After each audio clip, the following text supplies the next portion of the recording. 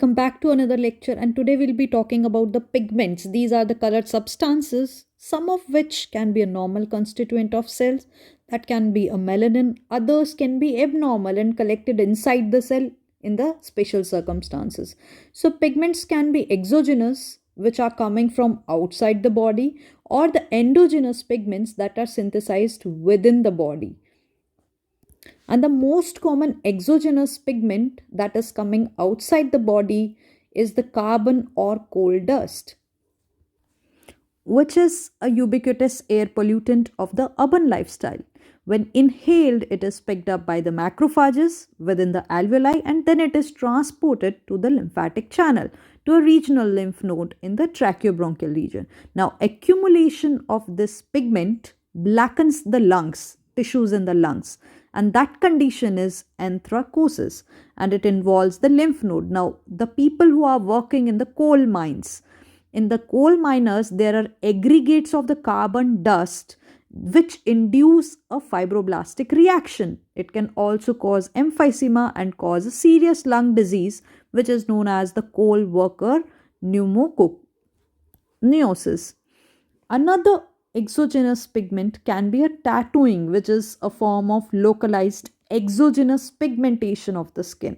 Now, this pigment is inoculated by the phagocytes, by the macrophages, so dermal macrophages, in which they are residing. And these pigments do not usually evolve any or evoke any inflammatory response. So, these are the two exogenous pigments that are coming outside the body.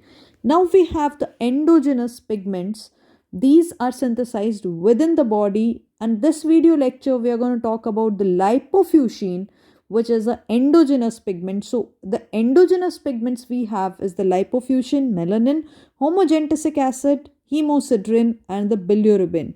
So let's talk about the lipofuscin, which is an insoluble pigment. Now, as the name suggests, lipo means lipid. So this is going to be a lipid containing pigment. It is and that is why I'm calling it insoluble, because lipid is not soluble in water, right? Fats are insoluble. So that is why it is an insoluble pigment known as the lipochrome or wear or tear pigment, or the aging pigment, since it is related to the process of aging. Now, lipofuscin derived from the Latin word fucus means brown. So therefore, this is a brown lipid pigment. So lipofuscin is made up of polymers of lipid and phospholipids, which are complexed with a protein, and suggesting that it is derived from the lipid peroxidation process. So it is derived from the lipid peroxidation of the polyunsaturated lipids or the fatty acids of the subcellular membrane. And this lipofuscin pigment is not injurious to cell. In fact, the importance, or I can say the telltale sign of the lipofuscin pigment is the free radical injury and the lipid peroxidation process. So it is accumulated by the lipid peroxidation and it is associated with the free radical injury. And in the tissue section, it appears as a yellow brown pigment which is present outside the nucleus, and that is why we call it the perinuclear. As you can appreciate, it is present outside the nucleus. So this blue color is the nucleus and this pigment is present outside the nucleus. So if you can see, that's the nucleus we have. See, this is the nucleus. And outside the nucleus, you can see this yellow brown pigment. So that is a perinuclear location of the lipofuscin pigment. So it is a perinuclear pigment which is seen as the brown black appearance. It is seen in the cells which are undergoing aging process. So slow regressive changes which are particularly prominent in the liver and heart of the aging patients, or it is seen in the patient with a severe malnutrition or the cancer cachexia patients.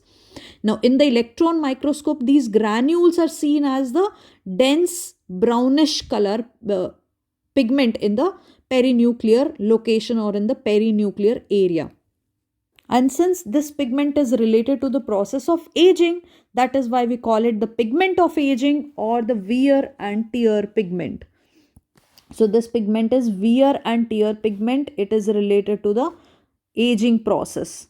So that's about the lipofuscin pigment, which is a brown color pigment located around the nucleus, so perinuclear pigment, and also related to the process of aging. That is why we call it the wear and tear pigment or the pigment of aging. Now we know that aging process is due to a free radical injury, or it can be due to misfolding of the protein or collagen cross linking or DNA damage. So all these processes are related to the aging process. We know that the free radical injury is the most acceptable theory of the process of aging, and the lipofuscin pigment is associated with a free radical injury. So that's about lipofuscin pigment, wear and tear pigment, or the pigment of aging. I hope you have enjoyed this video. If you have enjoyed it, give it a thumbs up. Also comment in the comment section below, because this motivates me to put more free videos for you guys and to make free notes. So till then, keep reading, keep learning, stay motivated. I will see you soon in the next lecture.